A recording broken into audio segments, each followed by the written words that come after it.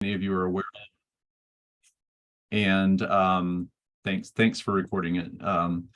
And so we really appreciate any data submissions that people make. We have information on approaching 16,000 different species and over 200 community types that you can access on the field guide or in our other websites.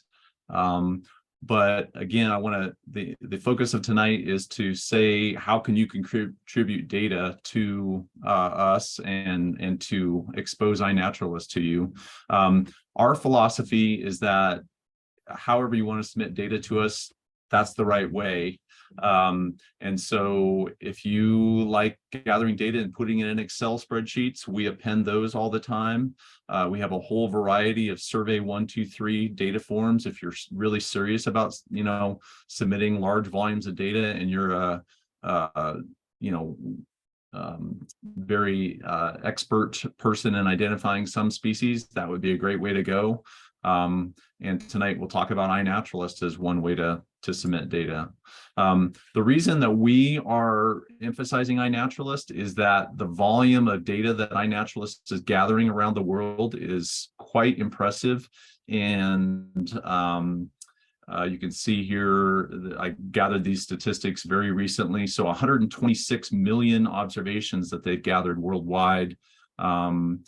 Over 413,000 different species, over 250,000 people doing identifications, and 2.5+ million observers reporting observations. And then within Montana, 216,000 observations for 7,000 species, 7,000 identifiers, and 12,711 observers. You can see in this chart on the right how the data volume that is getting reported on iNaturalist is growing year to year. And so we have used it enough that we think this is a great application for everybody to use. It's a great way to connect you to the species that are out there, particularly when you do not know what they are in many cases, but also if you do, and then if you are really into puzzling things out and have time to go through and look at other people's observations that they submitted, you can help identify those observations. So it's a great way to join this community of naturalists within iNaturalist. And iNaturalist does have, I'm showing you in this upper right image here, Seek by iNaturalist, which is an artificial intelligence for helping identify photos or images to species or higher level taxa. Sometimes it will go to family or a class or something like that. But so it's got a lot of great information and programming behind it. We felt so strongly about the value of it that on the Montana Field Guide now, on the just to the right of all of our species account photos for individual species, we are including an iNaturalist button for people to submit observations and join the iNaturalist project that we have, which is called right down here, the Montana Natural Heritage Observations Project.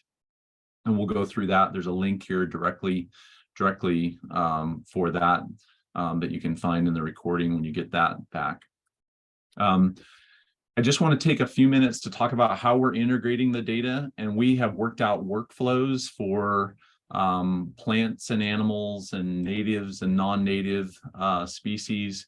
But essentially, the way I want to quickly summarize that in just a few minutes here is to say that we've identified a list of experts that we believe are if they have identified a species within a taxonomic group that they are an expert for, we are going to put that right into our database, and we're not going to have to undertake a major review of it.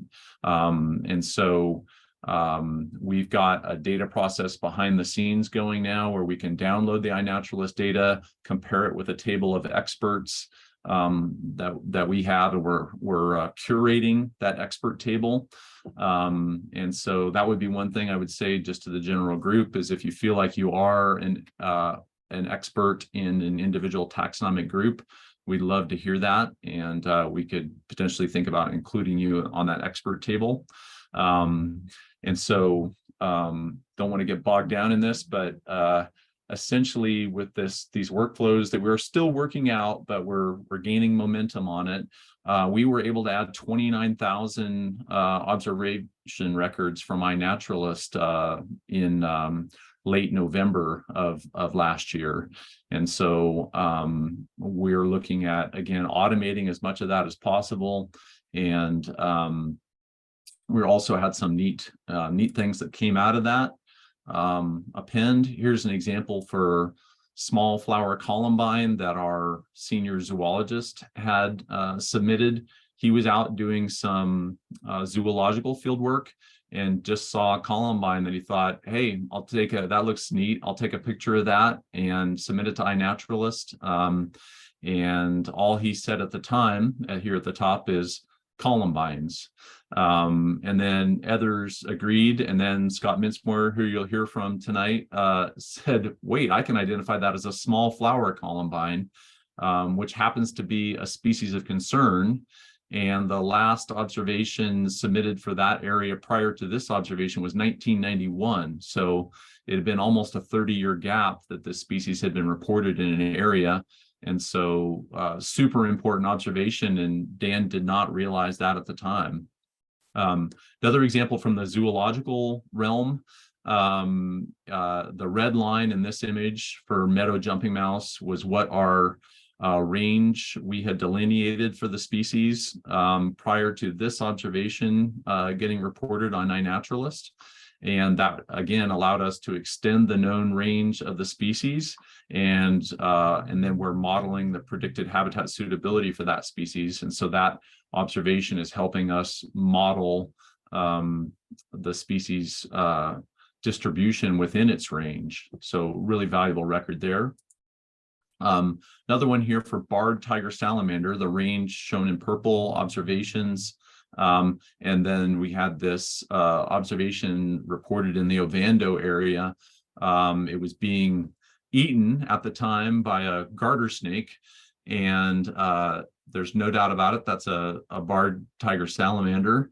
But what is it doing there? Is that part of its natural range, or has someone introduced it? This would be a very interesting observation that we can now let wildlife researchers follow up on. So again, as part of our workflows, we are having some automated routines. Look at the iNaturalist, we bring it into our database, we look at it in comparison to the range of species that we have in our database and the range polygons that we've established, and how near it is to other records. And then we can run audit reports and highlight records that we need to look at. We are also, just wanted you guys to know this, that iNaturalist records for state species of concern right now are automatically obscured. And so what we have gone through and reviewed our list of vascular plants for the state in conjunction with Scott Mincemoyer.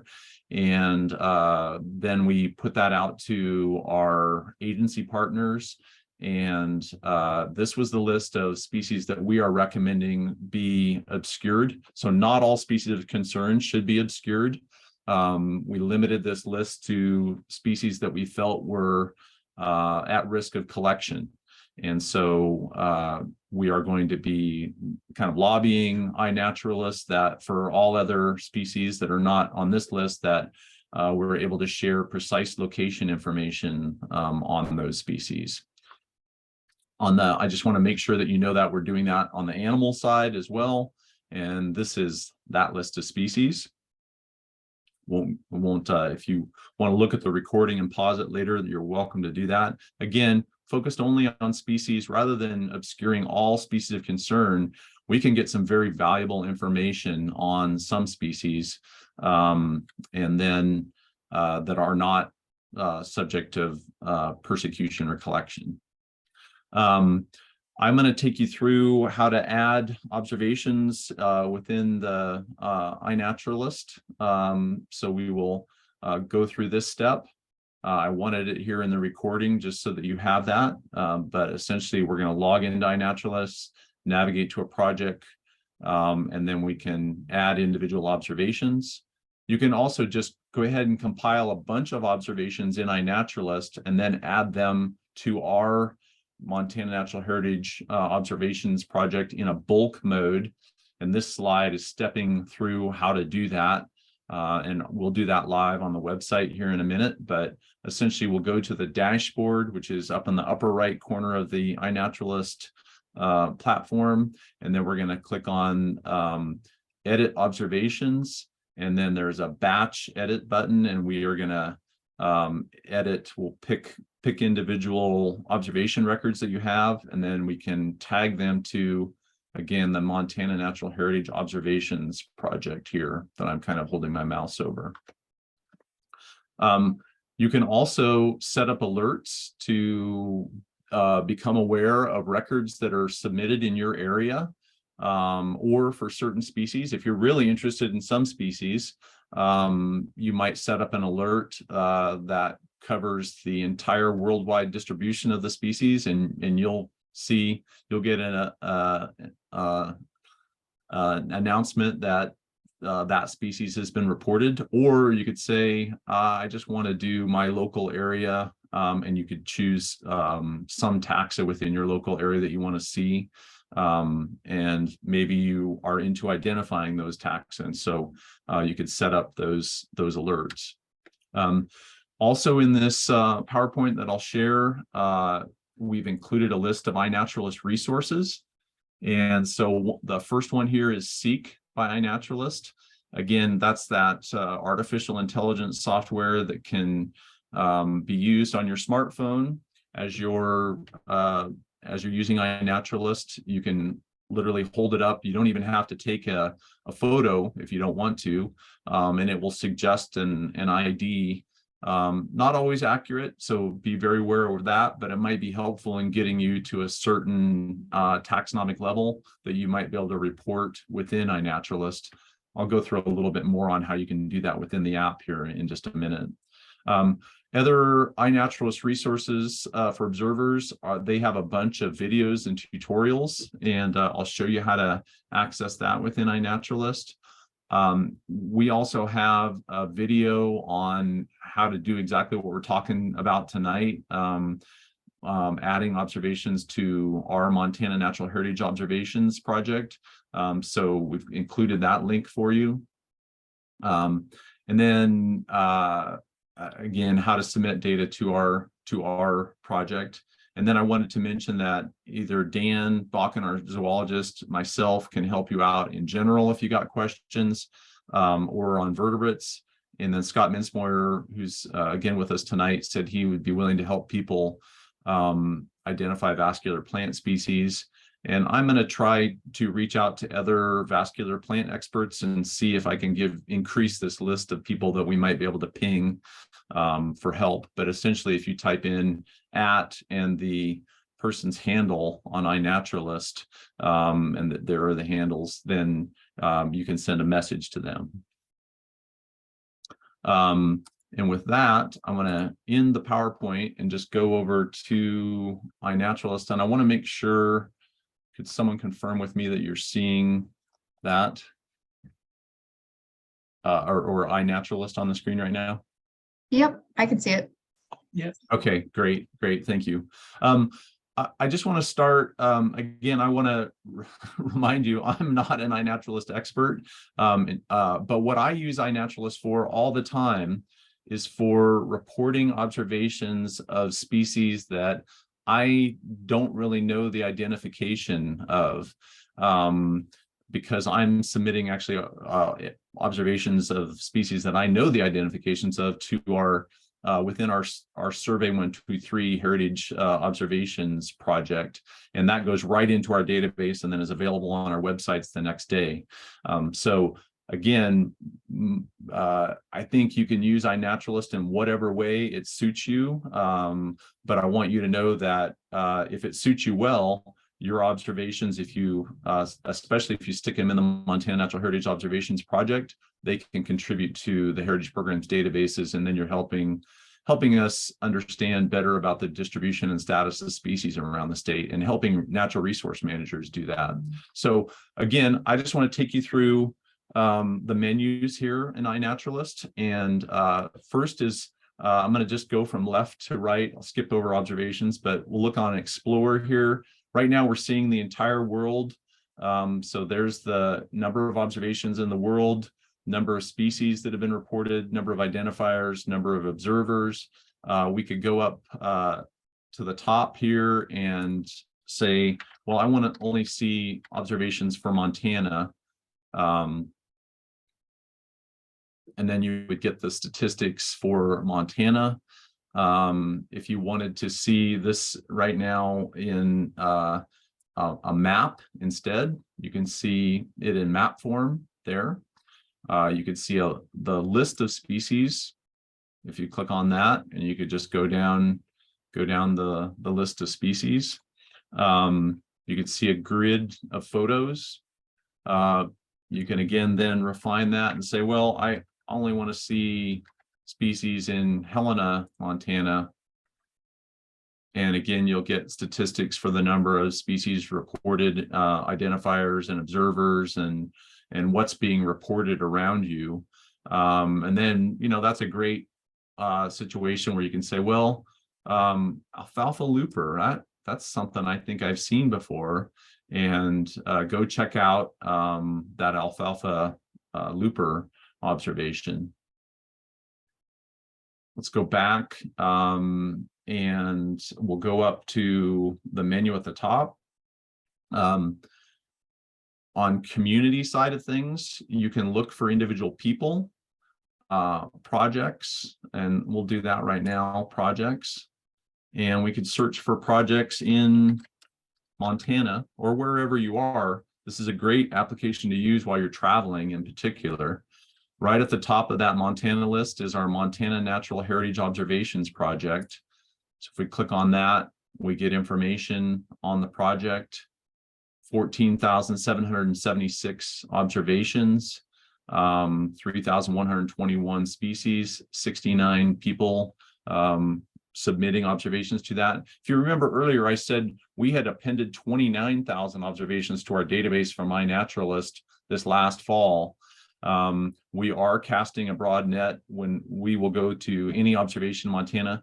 The main thing I want to emphasize for you is that if you add your observations to our project, we will see precise locations for them if they are a species of concern that are otherwise the location of that species is being obscured. So if it is a state species of concern, S1, S2, S3, right now, those records are being obscured, and we are going to lobby with iNaturalist that we reduce that list and go with those lists that I just showed you. But in the meantime, if you join our project, then we can see the precise coordinates and work with those precise coordinates. So that's why, particularly for species of concern, it would be really valuable for you to join our project. So you can zoom in on the map and see data that has been submitted to our project that is associated with those folks up above. Look at my membership, the photos that have been submitted. Let's go back, and I just want to explore projects a little more. So again, under community projects, let's explore Montana a little bit more. How to join a project. I was already joined to that project, but let's just explore this list here. Biodiversity Montana. Here's one: fungi, lichens, non-vasculars, lycophytes, ferns, similar species of Montana. That's kind of interesting to me. Let's check that out. Lot of observations in this one. I could join that project right here. It is important that you join the project. You can't add observations to it unless you join it first. So you would need to join a project.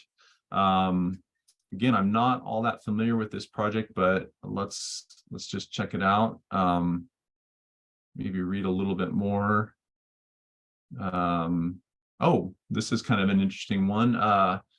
So I don't know anything about KM McCartney, but we'll go ahead and click on, it looks like a her, and we can learn a little bit about what Kelsey McCartney is doing here. And yeah, I don't know her, but it looks like she's set up some guides to help identify individual species. So that may be of interest to folks. We'll go back to our, just hit the back button and go back to our list of projects that have Montana in them, because that's what we had searched for. Montana Moth Project. That's certainly one that I have been meaning to join for a while, because I have a few moth observations. Let me go ahead and in the upper right here, I'm going to join this project. And when I join a project, you've got this information about the project at the top, and the rules for adding observations. Do I want to receive updates from this project? Probably. I don't want to necessarily get overwhelmed, but I can change that later. Do you want to make your private obscured observation coordinates visible to project curators? And the options are yes, but only if I add the observation in the project myself. Yes, no matter who adds the observation to the project. So that might mean someone else is reporting an observation for you in that case. And so I'm gonna pick that first one. And then no is an option. And yes, I want to join.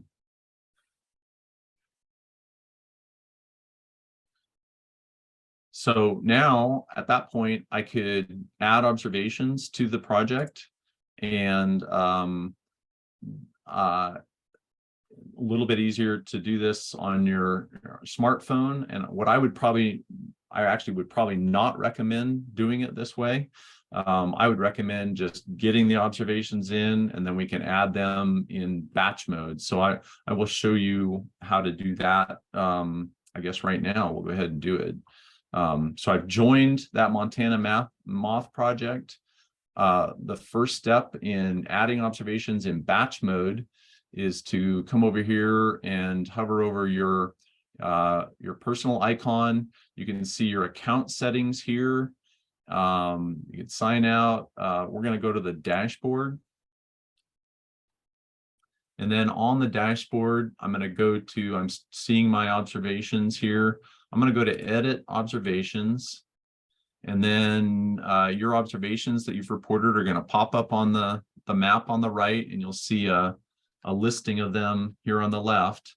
And you could batch, then click on batch edit.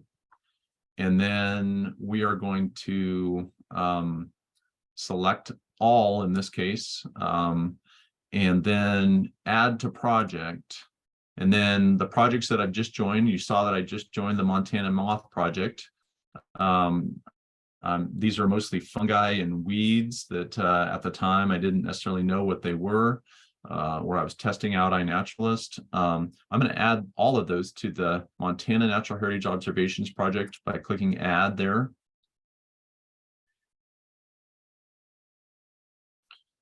And then, okay, so following could not, didn't pass. So these are observations that didn't pass the rules. Must be observed in Montana. I'd forgotten that already. That's great. So we had set up this rule of for our project that it needs to be in Montana. So I had a bunch of fungi there from trip in Yellowstone National Park. So it's just letting me know that, but the others have been added. Let's go down within my observation list here. And here I've got an Isabella tiger moth here. And so I'm going to go back up to batch edit. And then I'm going to go down to that tiger moth record. And I'm going to add that to that Montana Moth project. And that worked. It passed the rules that they had set up for adding observations to their project. So now they've got precise information on that record that they can use for meeting their research needs. So I want to keep going here. That's about all I wanted to show you on the community tab. If you decide that you really want to spend some time identifying things for people, you can click on the Identify tab here, and then you could search for a species, and maybe you can type in the scientific or common name. Maybe you decide that you want to identify lupins, and you want to do that in Montana. So these are lupin observations that have been submitted to Montana, and you can kind of scan over them, and you can see that some of them are just identified to lupins, and that's as far as it goes. Here's one that's identified to silvery lupin. Doesn't look like there's only one person that has done that. Here is a silky lupin that looks like three people have identified. Let's go ahead and click on that one. Actually, that is bringing up, okay, there it is. So that one, now we've got an observation this observation up. It does need ID, further ID. We can go and click on, if you decide that the photos meet the criteria for identifying as that species, then you could just say, I agree with that identification. You could go to suggestions. If you remember me talking about the Seek application, that artificial intelligence application, this is pulling that in and looking at the photos that were submitted and suggesting that silvery lupin is a good or potential ID, but it also is saying depressed lupin, large leaf lupin, Burke's lupin are all possibilities. And notice that it's showing you those possibilities, the images for those possibilities, but over on the right is showing you a map interface to show you observations that are maybe near or not so near the location of this one. So you can annotate and look at data quality on this as well. So that's a good way to get into, if you decide you're really into identifying a group. It also might be a very good way to learn about a group just by going that Identify tab and seeing what's been reported. Under the More tab here, I wanted to really make note of these video tutorials.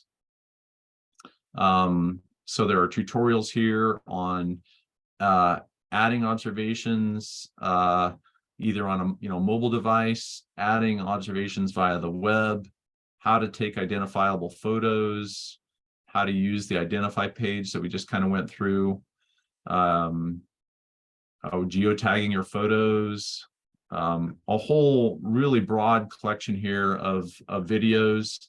They're going to probably do a much better job than this discussion here, to be honest. Let's see. Was there anything I wanted to show you over here? We already kind of went through that. Let's look at one other thing that I wanted to do was show you guys how to set up alerts. So under, if you hover over your kind of account settings here, let's see here.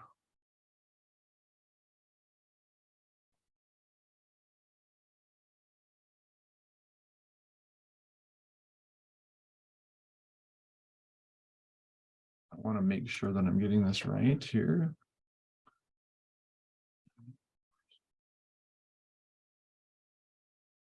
Okay, so we're going to go to dashboard, and then here we go on the dashboard. So just make sure I got this right. Under the account, I'm going to click dashboard, which is the very top setting there. And then on the right panel here, right here, you can see subscriptions. And again, here's a way you could subscribe to a taxon. That would be like worldwide. You could say, I want to be alerted about whatever taxon you're interested in, or I can subscribe to a place. And so then you could, so I would, I guess, let me make sure I'm telling you this right. I would recommend that you subscribe to a place and probably not to a taxon unless you're really prepared to geek out and be hit with a lot of observation submissions. But this is a place for me to highlight that subscribe to taxon, that moth that we submitted earlier to the Montana Natural Heritage Project was identified by someone in Asia and then also a moth expert in the US. And they made that object research grade, which means it's a little more reliable observation. And we have both of those people as experts in our expert table so that we can append the data to our database. So again, I want to highlight the strength of iNaturalist in, I took a photo of that moth caterpillar, didn't know what it was, got it submitted, and some experts in Asia and North America identified it, and now we've got it in our database. So that's just the value. But again, I'm not recommending you use the subscribe to taxon unless you're really committed to it. But you could say, well, I want to subscribe to Lewis and Clark County, US, and I want to get alerts for reptiles. You saw plenty on the list there, so I could have done that. And I'm going to save that. And now my subscriptions are, here's my subscription list: Lewis and Clark County amphibians, Lewis and Clark County reptiles that I will get alerts for. And then I can change my settings there. Next thing I want to show you is going back to the observations tab. And we're going to go to a list of my observations and just go into one of them here. Here's one that I had made when I was on a trip in Arizona.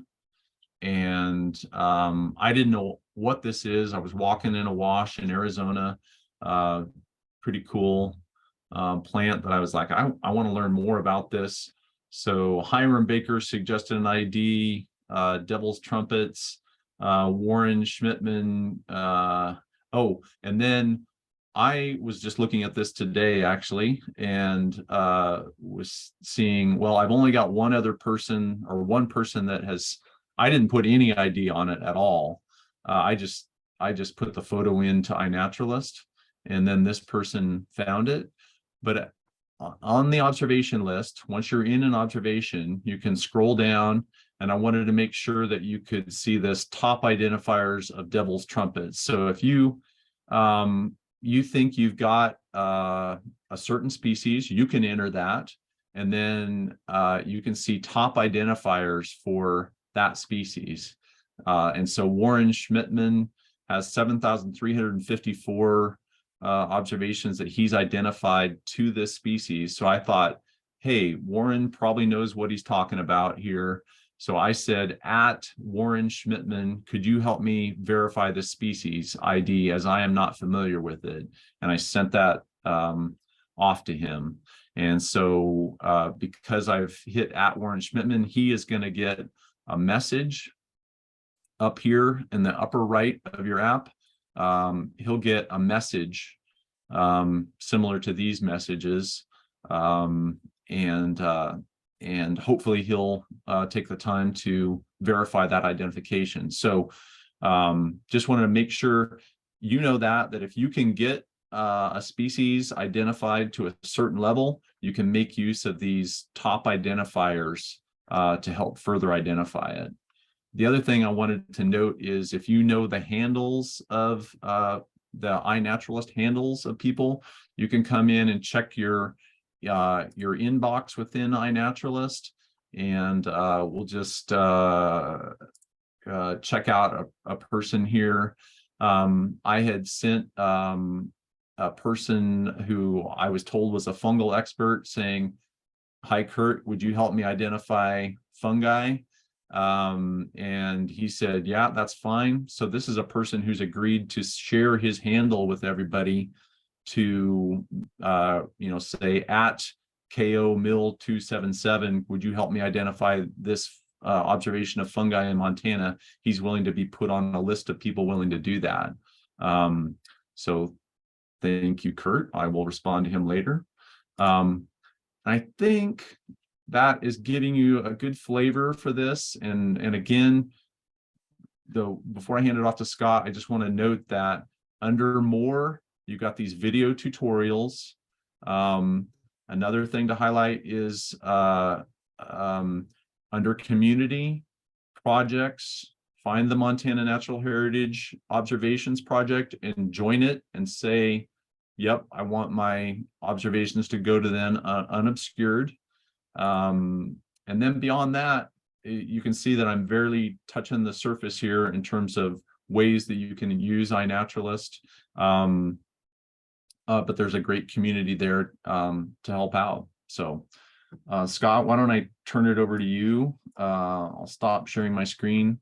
And Scott uses this a lot more than I do. So Scott, please correct me on anything or add to anything that I said that was needed to go further than I took it. Very good.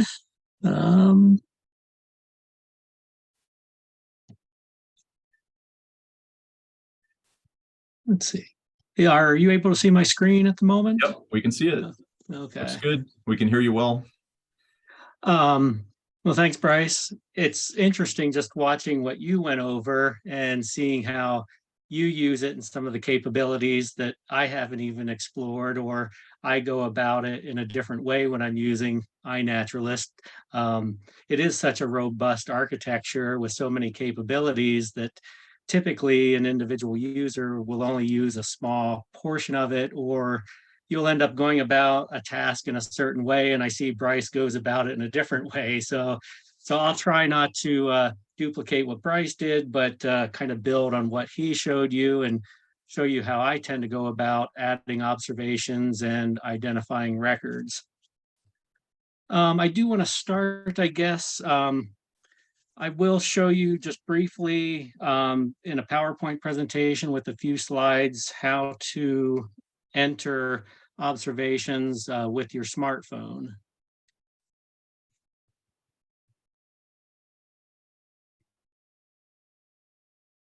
So a lot of us will be out in the field on a hike, out camping and making observations or taking photos that you can add later to iNaturalist. There is an app for either iPhone applications or Android applications that you can download from their respective stores. And then what I'm showing you is specifically the iPhone app, because that's what I have. I have no idea how similar the Android app looks to the iPhone. I assume it's almost identical. When you do bring up the iNaturalist app on your iPhone, the screen that you're going to see, particularly down here at the bottom, these are the menu options that you're always going to see. On the far left, the Explore option, and you can zoom around in a map and see what observations are in a particular area. The color codes relate to whether they're plants or animals, reptiles, mammals are all color coded differently. Oh, and just looking quickly at the next one over, this will show the content that you've added into iNaturalist already and any updates that may happen from other people adding an observation or a comment to your observation.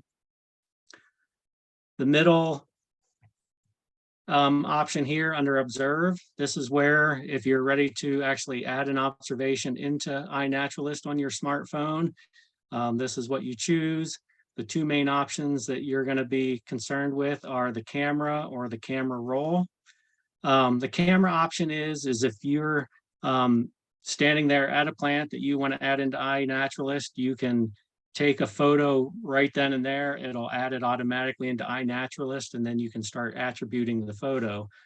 I tend to actually use the other option more, this camera roll, where I will take the photos and then maybe almost immediately afterwards, or maybe at the end of the day after I say I'm done with my hike, I'll go back and add those photos to iNaturalist. And in part because I may edit the photos a little bit beforehand before going into iNaturalist. Maybe I'll crop the photo to show a particular part of the plant that I know is going to be important for the identification. So I like to use the camera roll function where it'll just, the dialog will come up and you can add any of the photos within your directory within your phone. So that's the one I tend to use. The next one over under this Me menu option will show you all your observations from the most recent based on when you added it, not on what the observation date was.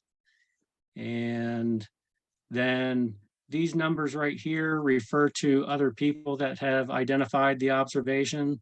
The ones in red versus the ones in black are just whether the ones in black are the ones that I had looked at previously and had already seen they've added an observation, and the reds are new since the time I had last pulled this up and looked. And the last ones are the property or the project screen. Bryce kind of went over this. This is where if you've joined a project, or you can search for a project on your smartphone as well. And you can see here, I had joined the Montana Natural Heritage Observation one, and then we can look at that, and you can kind of see the most recent observations that were added there, and the total counts for observations, people that have joined the project, etc.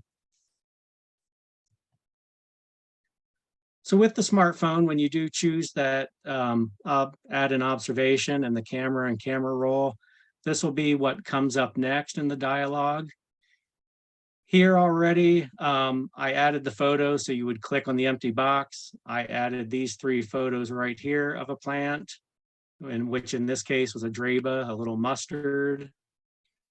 It'll ask you, what did you see? You can click on that. It'll bring up this suggestion box. And in this case, it could basically get it correctly down to the family level. So you could click on that if you didn't know what it was. And then you can see the rest of the attributes here, the time and date, the location, which is, if you have your smartphone set up properly, should be geo-referenced already when it comes in. The geo-privacy, that's what Bryce was talking about in terms of whether the location is obscured or not. Generally, it just defaults to open if it's not a one of the species of concern. And then down here is where you can add it to the project. So with that, I think that's all I wanted to cover just quickly with the smartphone app and how you add photos. With that, I want to go back to iNaturalist.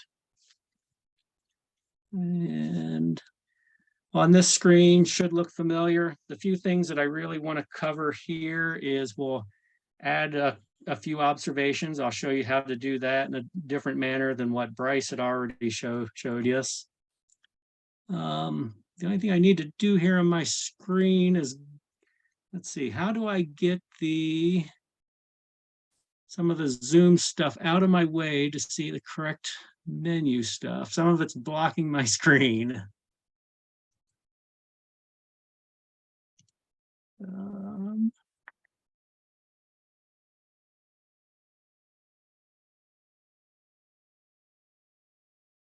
And then we're going to choose our files that we're going to add our photos. And here I added a number of photos. from observations that I have not added to iNaturalist yet. So what we can actually do is we can go ahead and we can highlight all of these, and we can bring them in to iNaturalist.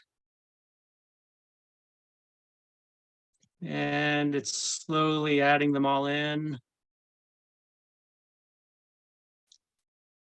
And as it does that, one thing you'll see here is it's saying it's loading the metadata. So it's adding the date timestamp. If it was geo-referenced on your smartphone, it's already going to add those locations in. In this case, I had added a few older records in that are not geo-referenced. So I'll show you how to quickly geo-reference those as well if you know where you took them. So now that it looks like our photos are generally in, the next step that I want to kind of show you is, so for all these species or observations, there's multiple photos to show different attributes of the particular plant. And so what we can do is we can simply drag the photos of the same species over into one to make it one observation with 3 photos. And we can do that here with these others as well.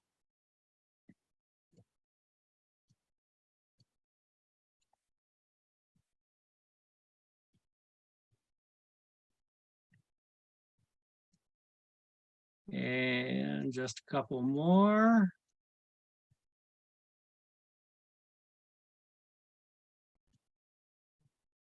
And you can see for some of these, it says it's still loading the metadata.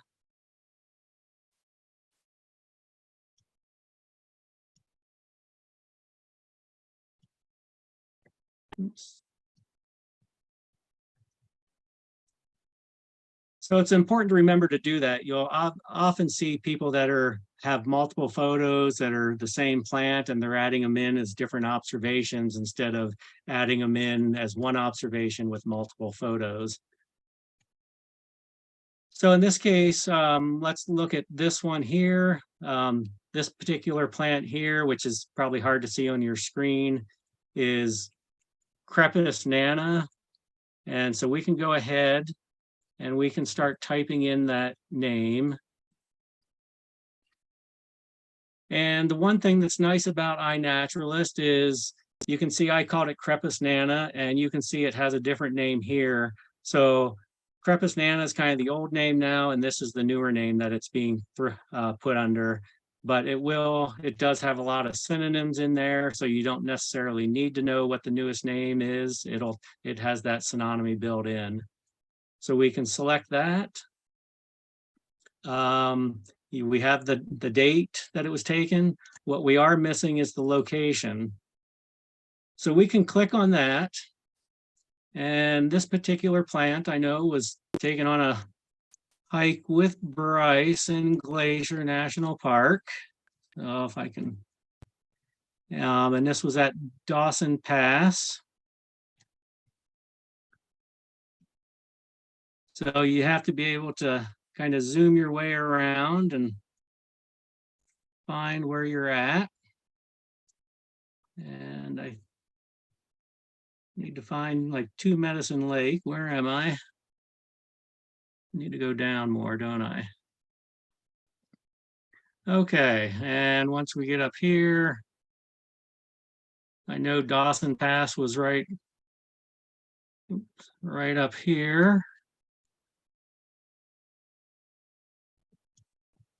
Right here at this trail. So I can go ahead and click there. And then the next thing it's giving me is this little circle where we can do a radius of kind of the locational uncertainty of that observation if we don't know exactly where it was at. So I know it was somewhere right up here at the top of the pass. So you can either just draw the circle like I did, extend it or contract it, or you can also then come down here and just put in meters what's a reasonable locational uncertainty for that particular record. So we'll leave it at that. And we can do that. And in that case, now we got the main information there that we need. Over on the left-hand side for this observation, we can enter any notes that you may want to add, anything about the habitat or characteristics of the plant. Here's where you can change if the location, if for some reason you don't want it to be public with the exact location known. Oops. Right here, we can add it to a project. So we can add it to the Montana Natural Heritage Observations one. And oops, sorry. And we can leave it at that. So in this case, that one is ready to go and ready to be added. And now we can do a similar thing with these other observations if we wanted. I just want to show you a few others. Most of these others, you can see the location field is already filled in because with the smartphone, it was geo-referenced already. We can simply, though, let's just take a look at some of the names and the suggestions it's adding.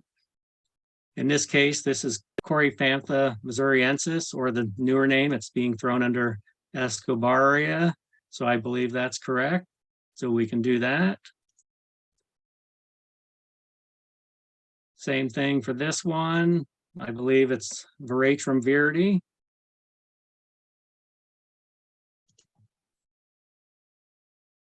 Bracken fern. Baneberry, Actia rubra. Holsia algida looks good. And all of those suggestions are coming up from that seek, that artificial intelligence seek. So it seems like it's doing a pretty good job, huh? So yeah, for all of these, it did really well, which isn't always what you're going to find. So a few reasons for that.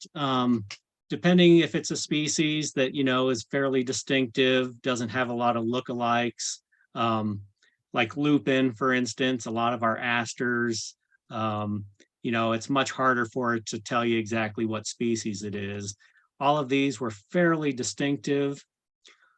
Also, how many observations of these species are in the general area impacts how well it's going to be able to predict what you're seeing. And then the photos, the quality of the photos, and the different angles and so forth of that plant that it's able to see will impact whether it's going to be able to determine what you're seeing or not. So taking good photos, getting a number of characteristics of the plant, and that's going to depend, you know, what characters are important, depends on what species, what group of plants we're talking about. If we look at this fern, for instance, you want to be able to see the frond itself, the top of the frond. You want to be able to see the underside of the frond, a little bit closer of the individual pinnae for the fern. So that's kind of one thing that you need to be very careful about if you want to be able, or someone else to be able to identify what you're seeing, is having good photos that show the characteristics of the plant. Going over here to something in the sunflower family, you know, you want to be able to see the leaves, maybe the top of the flower. And then also very important for a lot of these is a side view. So you can see the involucre characteristics to be able to identify it. So that's kind of what you're looking for. With that, if we're at a place where we're good with everything, we can then upload those observations, and they'll be added in. You can go back and edit as well, so that's always an option. But that's the basics of how you would enter observations here within the iNaturalist website. Scott, we had a couple questions that I wanted to address. One was a question that the Heritage Program only accepts submissions that are identified to species level and that they don't have the staff to identify or verify the identification of submissions from iNaturalist. That hasn't necessarily changed, but that's the beauty of using iNaturalist, is that we're allowing this community of people out there across the world to help us identify things. And if some expert on that iNaturalist list has agreed with your identification, or for common species, we may be including where a number of people have agreed on the identification to a species, we may be adding those into our database. We don't have the workflow for that worked out yet, but that may be something that we'll do in the future. So again, that's the value of using this. You are right. The Heritage Program doesn't have the staff to go through and identify all observations, but let's say there was something reported as a rare species that was outside of the species known range. We might go check that out with our workflow routines. It would be highlighted for us to go look at it. And in that case, we would identify the record. So we're building in behind the scenes some GIS review. And then Scott, there was another question there. Assuming that the resolution, the sensing device, the camera limits the details, the observations, some groups like grasses must be a lot harder to identify through this process. I like the idea overall, but worry there may be a tendency to generalize species. That comment is certainly correct. Certain groups of plants are much more difficult to reliably identify, either the spatial recognition technology that iNaturalist and Seek uses, or just from observers and expert identifiers that are potentially on the site trying to identify different taxa. Going back, as was mentioned in that comment, grasses are definitely a tough one. Sedges, rushes, going to be very difficult for certain species within those groups to be identified properly. But that's also the case with some of our showier wildflowers as well. Again, going back to the lupins, a lot of lupins are going to be difficult to reliably identify from a photo alone, unless the person's taking the time to get really specific floral characteristics that are going to be needed to identify the various species.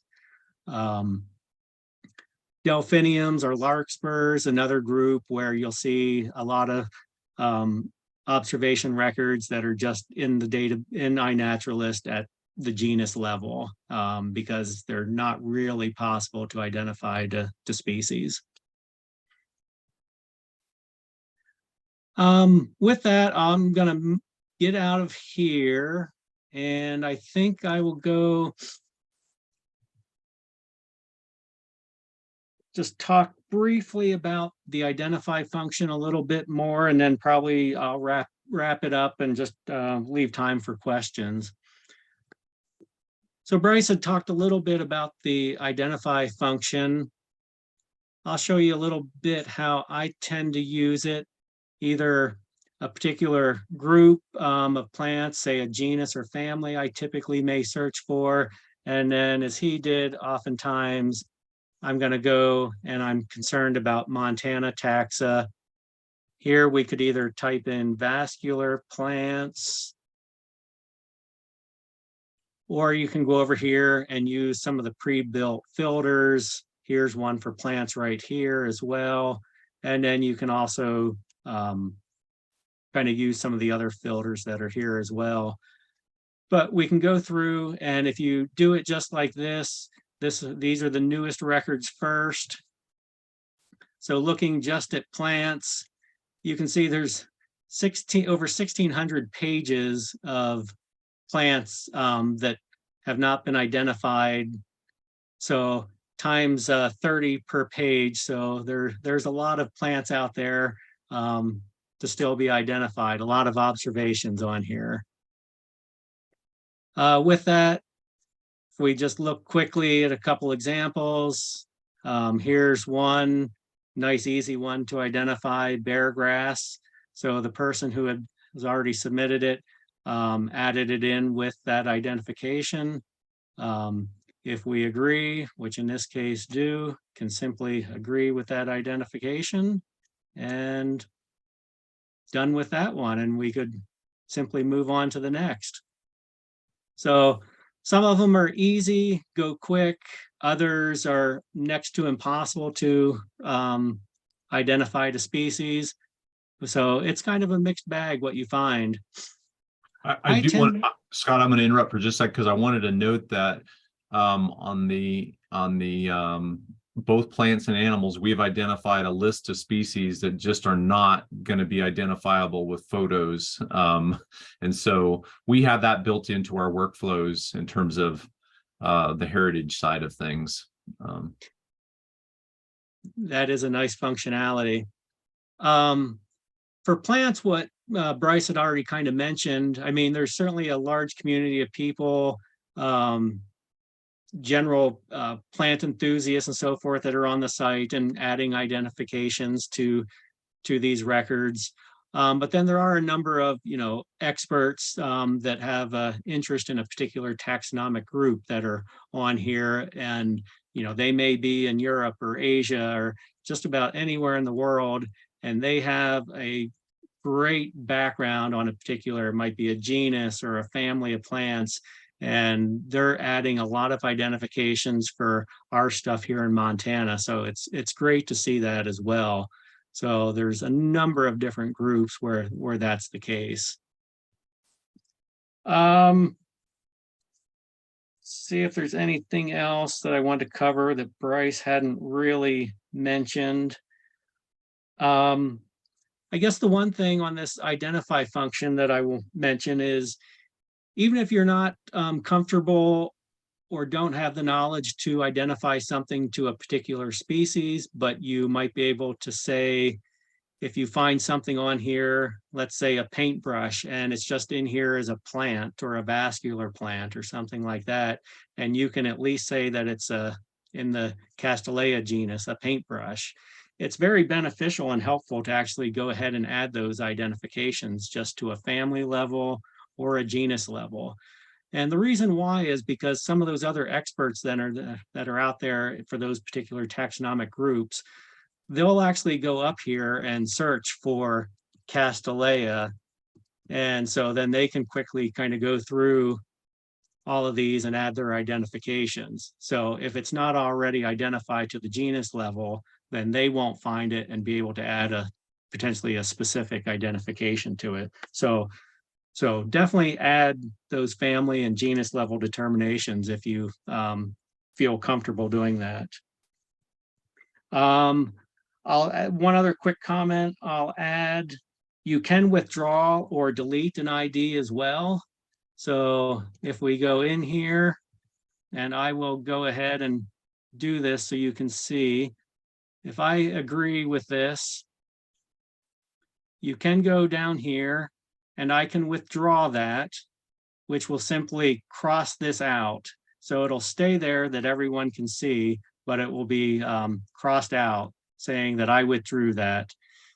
And this happens a lot where you're just quickly going through making identifications and you might accidentally click on the agree button, or you're somehow adding in a name that you didn't intend to. And so you can go back and correct that. The other thing you can do is edit. And in most cases, I would recommend that you withdraw an ID, but let's say you did just quickly go ahead and you clicked the wrong button and you agreed and you didn't mean to. In that case, you may want to just come in here, go to edit, and you can delete it.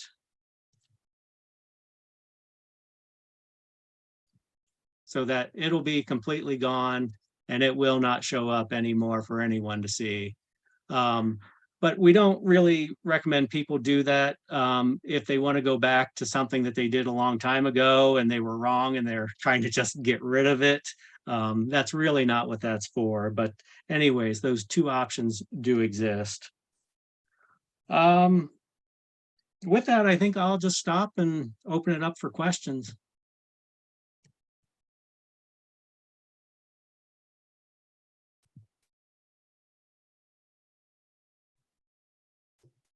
I just wanted to ask again, Connie had a follow-up question. Once you have submitted your photo and gathered some groupthink and become confident in its ID, then you can move it in a way to the to the Montana Natural Heritage Project, and then that overcomes the bottleneck of the folks at Heritage having to ID a photograph. Yeah, what I would say to that is, and I think you're talking about Connie's chat. Yeah. Essentially, if it's a common species, they are not going to be obscured. That's only going to be for the species that are ranked S1, S2, S3. They're state species of concern. Right now, iNaturalist automatically obscures those. Or you could obscure records, any record that you create. We didn't go through that tonight, but any record you create, you could obscure and say, I want it generalized. That might be done because you have a backyard species list and you don't want everybody to see your backyard. But you could then join the Heritage Observation Project, and the Heritage Observation Project would see your precise location, even though you're not sharing that on iNaturalist. That's one example of why you might want to do that. Or just for the sake of, as you're learning a specific genus or other taxon, maybe lichens, Yeah. and you can kind of like give it to the iNaturalist community and let it stew in all of that identification capacity, and then you can retroactively add it to the Heritage Project. Yep. And I went through that sort of at the when I was speaking under the edit observations tab, and then batch edit, if you remember. And there's a video I put in the chat on how to do that. You don't have to do it at the time. Almost all of this you're gonna batch add those later. But one thing, just to make it clear to Connie and others, that if it's a common species, they're not going to be obscured, and we can just go grab the precise coordinates. It's most important for you to think about adding it to the Heritage Observation Project if it is a species of concern. That's where it's really the most important to make that effort. Awesome, thank you.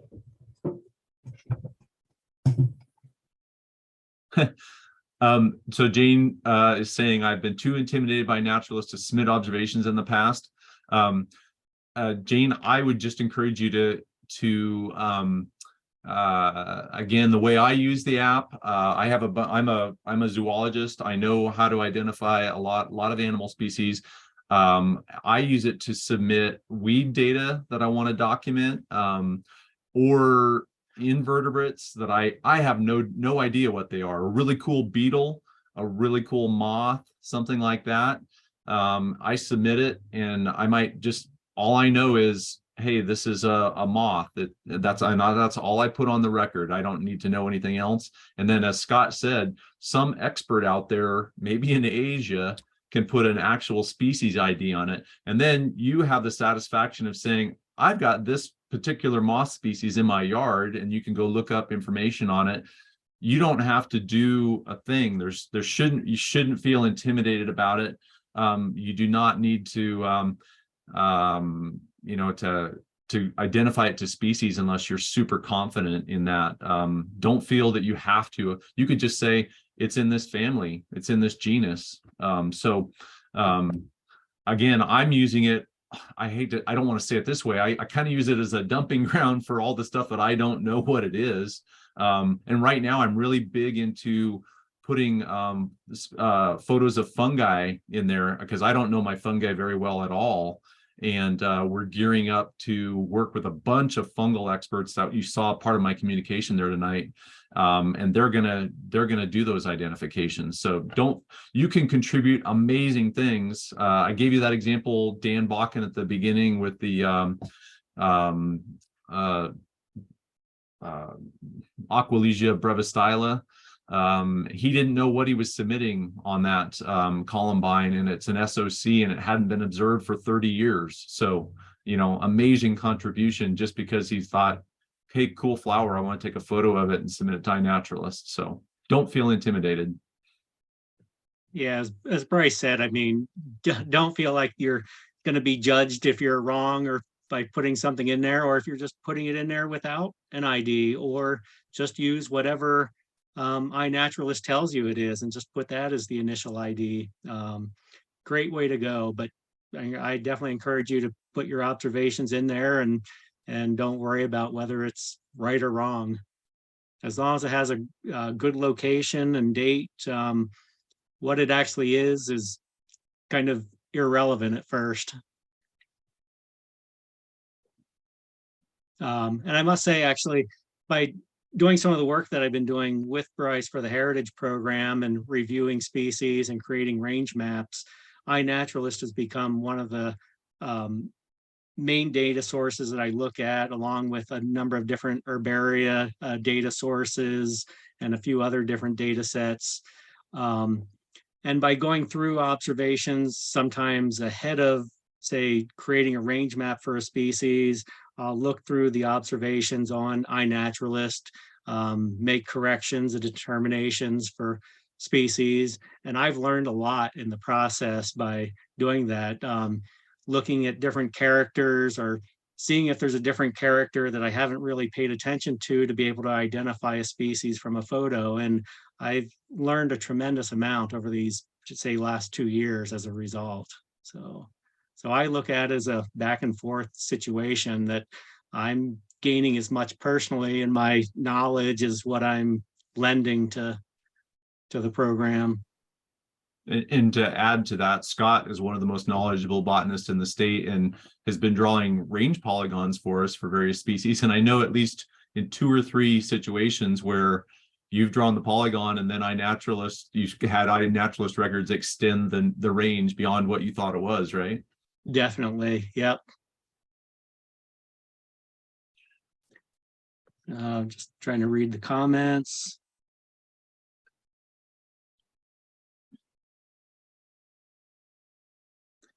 Yeah. You can submit. I don't know about you, but I submit my observations and I will add it to the Heritage Project right away, whether it's identified or not. So Bryce, correct me if you disagree, but I'd say add your records to the Heritage Observation Project, whether it's identified to species or not, and that can come later. Absolutely. And the other thing to say is do it and just do it as a matter of practice, like Scott was just saying, but don't get hung up on that either. Because if it's an important enough observation that someone has identified, we'll reach out to you. But we're just saying, again, limited staff to do this. If you can just make it a part of your process to add it to the project, then it saves time moving forward.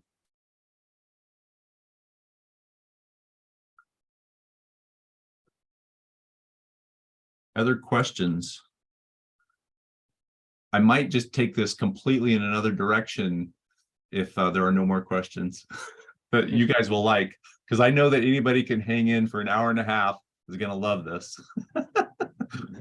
Do you give me permission, Cammie? Sure, I'm not worried. Okay.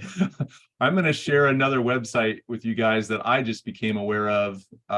It's called One Zoom Tree of Life. And I'm sharing it with you right now. Hopefully you're seeing that. But I think anybody who's watched this or is with us right now is probably pretty into natural history. And I just recently learned about this site, and we are going to be linking from it from the Montana Field Guide. But it's a way to see the taxonomic relatedness of various species. And so we could say, take any species and start typing in.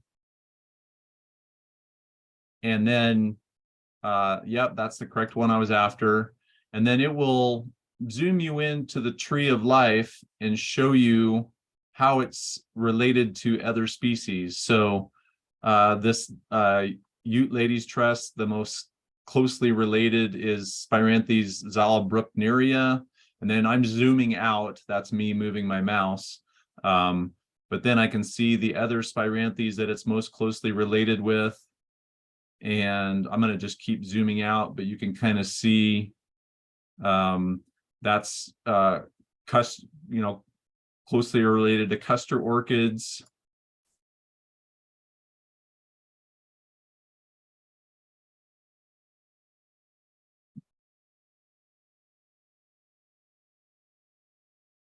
Orchidea, how many species are on this tree of life? So then I could do something like, okay, what about the daisy family? How is that related? If I type that in, it will zoom me from that portion of the tree of life. And you can see how that is connected. Now we're going to zoom over to Asteraceae and down. So just wanted to show folks that really quick. It's onezoom.org is the website, onezoom.org. So I have thoroughly enjoyed that. You know, you can get lost in there for quite a while. So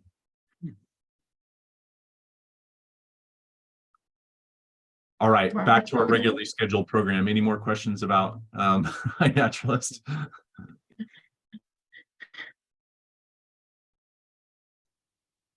Thanks for sharing. Yeah, I could definitely see how you get lost scrolling around in there.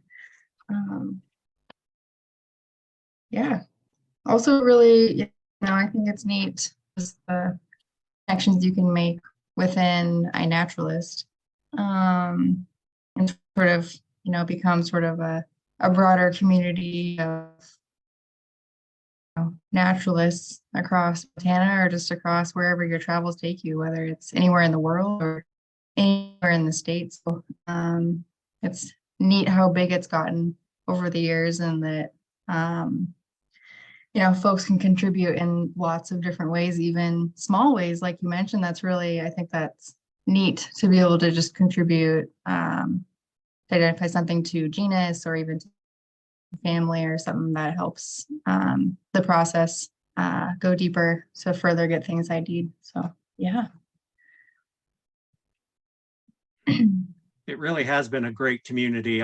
That's part of the aspect of it that I've enjoyed these last couple of years is I end up messaging or people messaging me that I otherwise wouldn't correspond with. And a lot of times it relates to an observation that one of us has identified. And so you end up having a bit of a discussion. So I've connected with, you know, other botanists throughout the West as a result of using the platform. So it's a great way to connect locally and potentially more widespread than that, depending on your interest. And I wanted to say one more thing to I think it was Jane who said she was intimidated.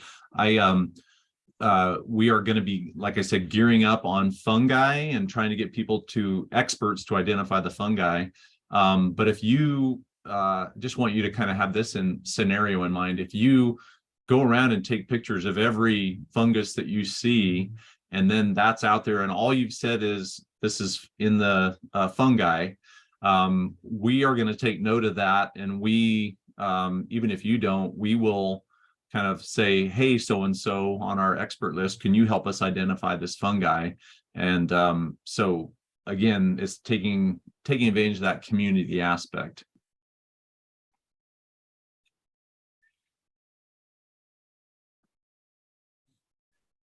Not a question, just a comment.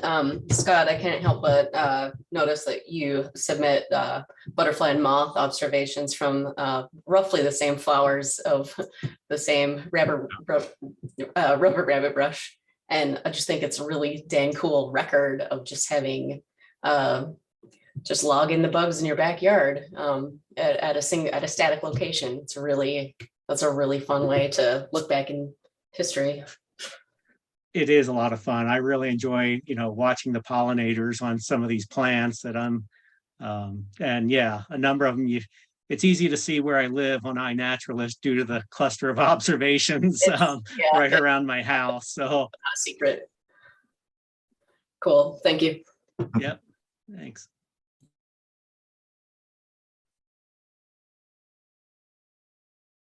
I think we're there, unless anybody else has got any other questions. Thank you, everyone, for attending. Good. Yeah, thank you guys so much for presenting on this topic. Yeah, seems like a wonderful tool with lots of avenues and potential. So thank you so much for telling us more about it. And hopefully the recording turned out. I don't know, but we'll try to post it if it worked out. So thank you guys so much.